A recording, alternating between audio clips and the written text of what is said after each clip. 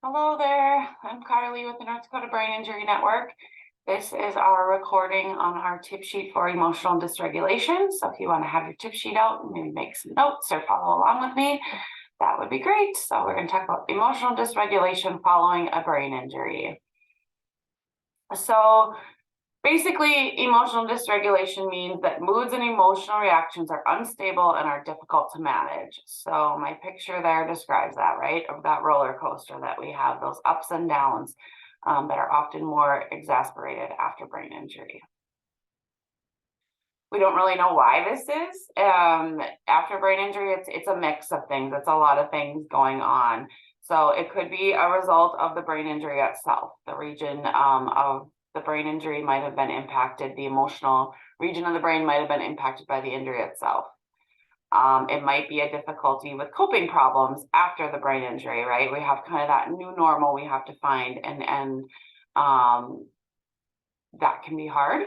And then oftentimes whatever happened to us, whatever we had, our baggage, so to speak, before injury comes with us after, right? So we don't just change after brain injury. We do change, but the things that we had with us prior come with us after. So kind of a triple whammy, so to speak.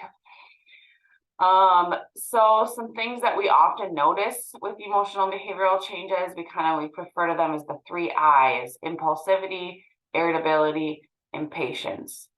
I just want to say all people in society have these problems, right? These aren't just problems with people with brain injury, but after a brain injury, they are much more significant, or it's got a bigger impact. It's much more noticeable.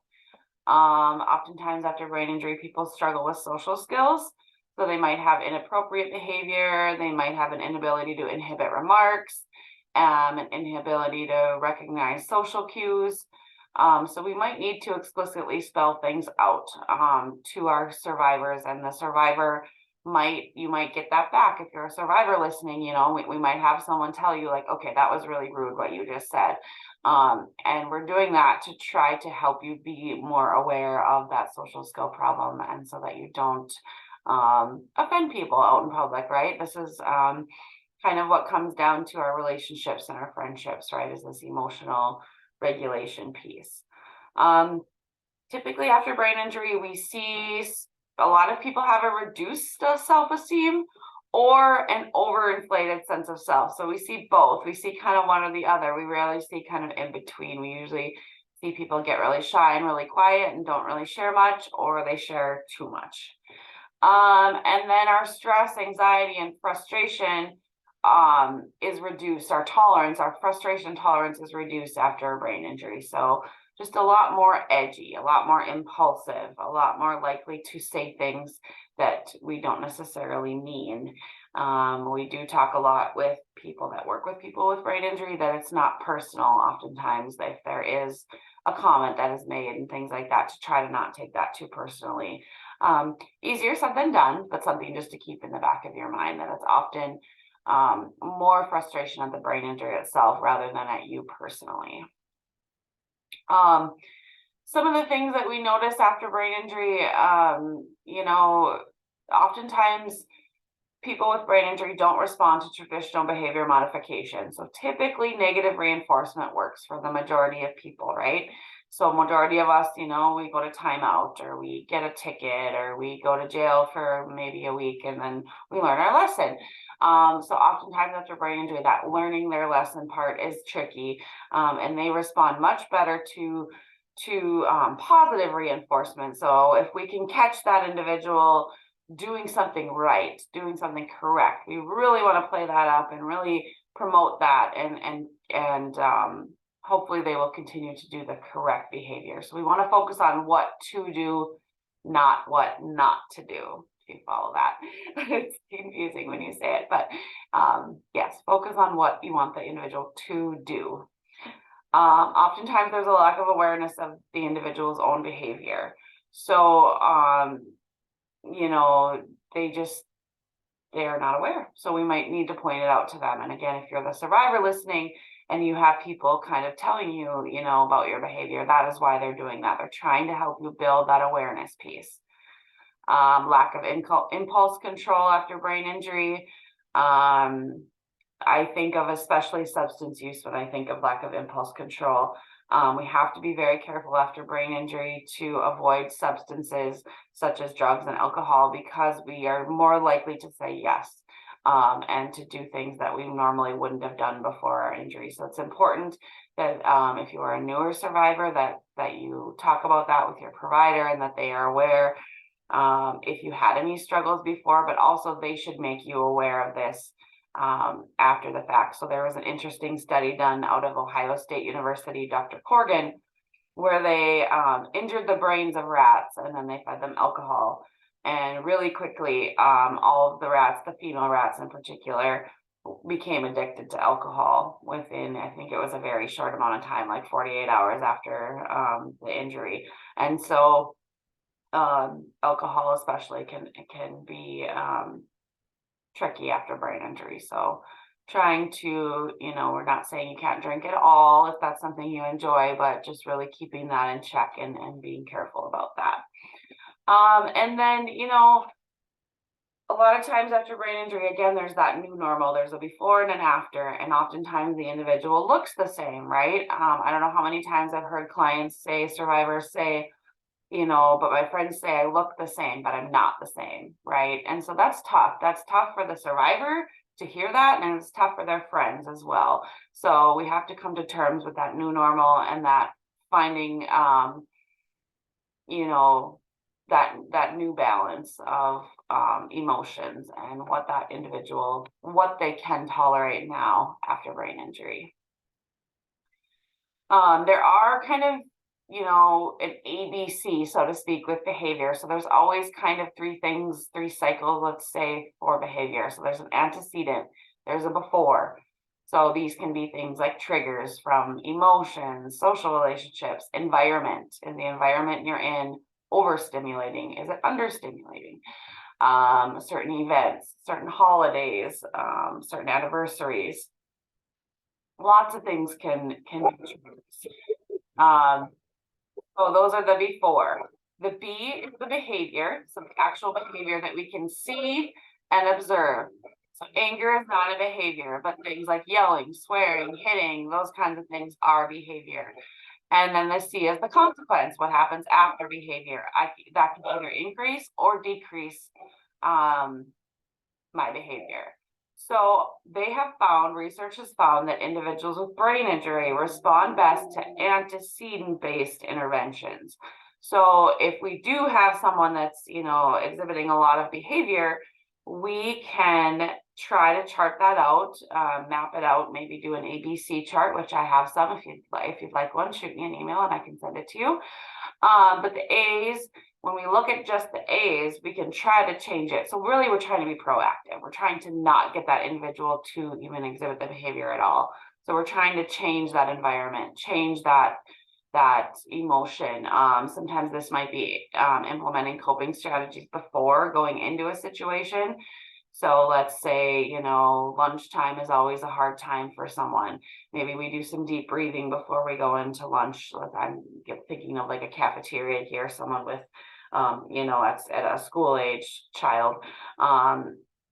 And if that doesn't work, if the deep breathing, if those coping skills beforehand don't work, then maybe we change the environment. Maybe we eat lunch somewhere else that's quieter. Not to seclude them, but maybe to just help them regulate emotions more. And it's not like, they could take a few friends with them or something like that. I'm just kind of giving an example here. But just be thinking about those antecedents. What happens before we see behavior, and how can we try to change what's going on before we even get to the behavior? There are typically three main messages behind behavior. So there's an unmet need. So this could be emotional discomfort, physical pain, a lack of resources. This could be an expression of mood. They could be angry, they could be frustrated, sad, confused, lonely, or it could be a response to stimulation. They could be not getting enough stimulation, so they're bored, or they could be getting too much stimulation and they're overstimulated. An acronym that is very, very helpful is HALT, HALT. So the H stands for hungry, the A is for agitated, the L is for lonely, and the T is for tired. So when I was teaching, I would think of that when a student was in crisis. I would think in my head, okay, are they hungry? Have they ate recently? If not, let's offer a snack, right? Because a lot of times we just need a little something. We all get hangry, right? We can all relate to that word hangry when we're hungry and we're angry, or we're so hungry that it makes us angry, right? So that's not just people with brain injury, that's all of society. We get like that, right? And so just thinking about those things when someone is exhibiting behavior, what is it that they are trying to portray? There's usually something. They're not just doing that behavior just to bug you. There usually is something that they are trying to get across. I like to show this to survivors if you're a survivor listening, and then if you're a provider, this is for you. But we often tell people that work with people with brain injuries to not be a jellyfish, that we need to be concrete and consistent. Schmoozing with people with brain injury can be a recipe for disaster. It's too wordy. We're using too much language. And that processing speed can't keep up. Those words you're using, it's just too much. It's kind of a waste of breath, to be honest. So we just want to be very concrete and consistent and concise with someone with brain injury. Again, we want to focus on the positive. Individuals with brain injury respond best to positive reinforcement, really playing up and noticing, encouraging, and encourage appropriate behavior frequently. That negative negative reinforcement are not effective. Okay, so some things to look for. So now I'm still on that front page of your tip sheet here, so I just kind of wanted to explain a lot of that first. So oftentimes these individuals say or do things without thinking, right? They're impulsive. Like this woman might be saying like, oh my gosh, look at that outfit, right? So things that normally we would not say out loud might come out, okay?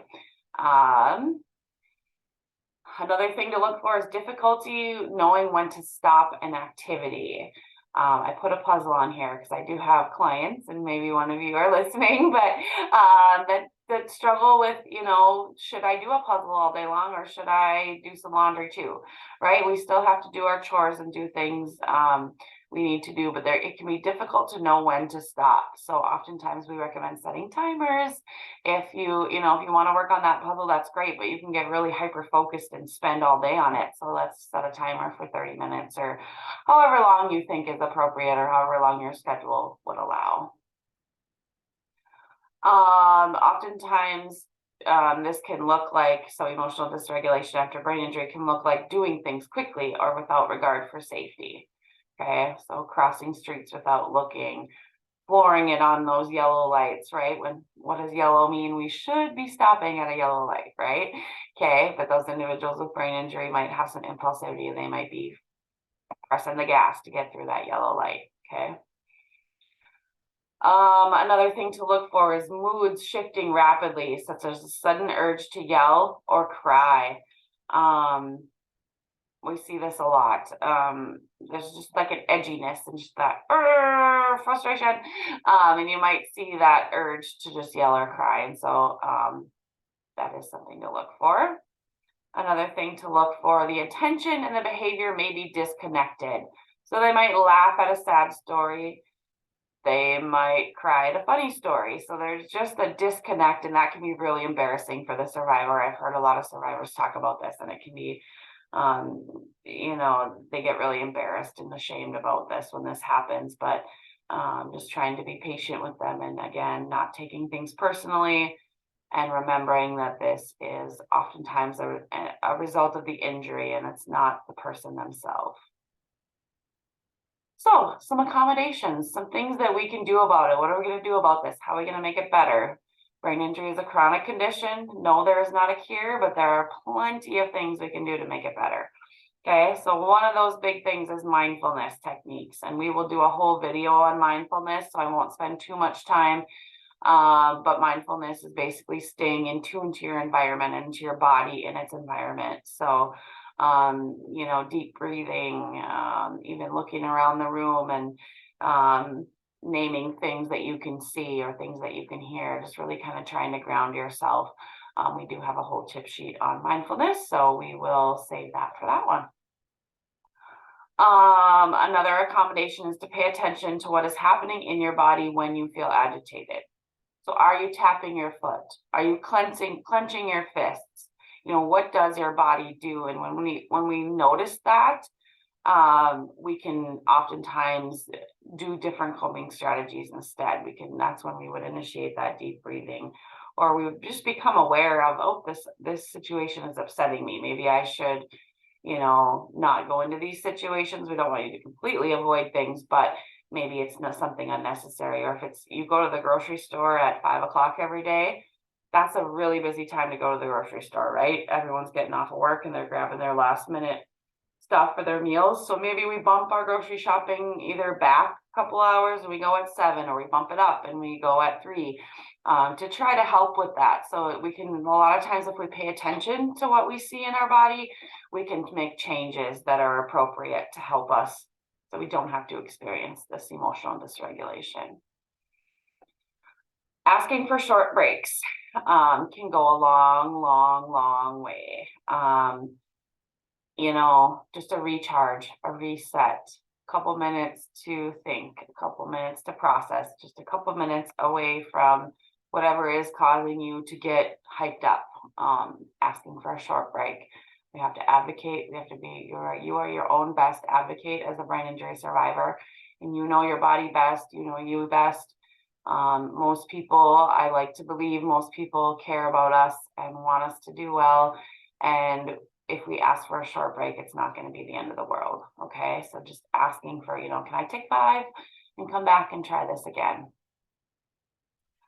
Another accommodation can be to write down important information before you go into emotional situations. So I think of like the holidays can be a trigger for a lot of people. So we know it's coming, right? We know we're going to Aunt Nancy's house for Christmas dinner. What can we do before? Let's get out a journal. Let's write down some important things about how we feel, or what might happen, or things we might want to say, or just get it all out of our system before we go into the situation. So hopefully we don't have some kind of big explosion. And if we do want to talk about something and address something that's bothering us, we can do so in an appropriate way. Another thing that is very helpful for emotional dysregulation is to create a daily schedule to reduce feeling overwhelmed. So this is an example of a school age schedule, a student schedule, but we can do this with adults too. We can, roughly have the same schedule we follow, we eat breakfast around the same time every day. That kind of stuff can really help us regulate, and then we don't have to worry about these ups and downs and the unknowns.